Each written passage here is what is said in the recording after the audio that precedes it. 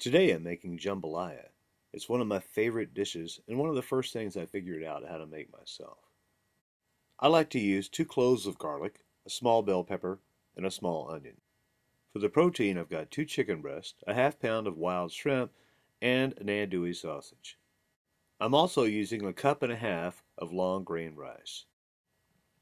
I start by trimming the vegetables. First I take the bell pepper, cut the ends off, split it down the middle, and then I'll remove the seed pod and the white ribs on the pepper.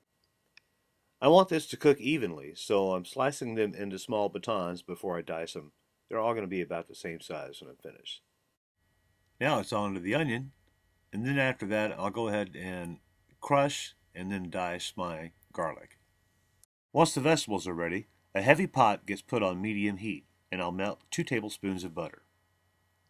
Once the butter starts to get a little brown tint to it, I'll dump in the vegetables, give it a quick stir to coat everything with the butter, and then I'll start dicing my protein. I'm using andouille sausage, but if you can't find andouille sausage, any good sausage will do. And once again, my goal is to get a uniform dice on the protein so that the sausage and chicken are done at the same time.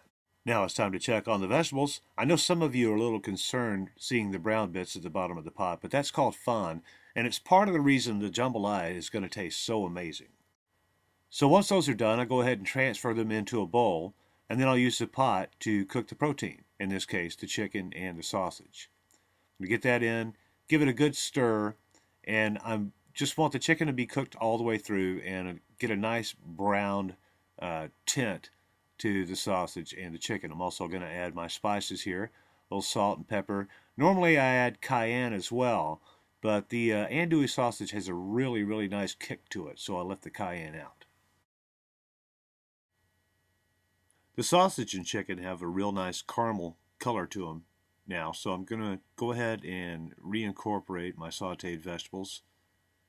And then I'm just going to leave this on medium heat for about 5 more minutes before I add my liquid.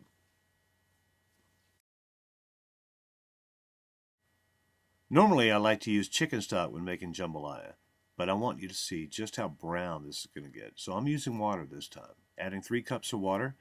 Give it a quick stir and get the fond off the bottom of the pot, and look how deep brown that is. So now it's time to add a cup and a half of rice. Remember, we're using long grain rice here. Bring it to a boil. Once the rice is boiling, go ahead and put the shrimp in. That's your final ingredient.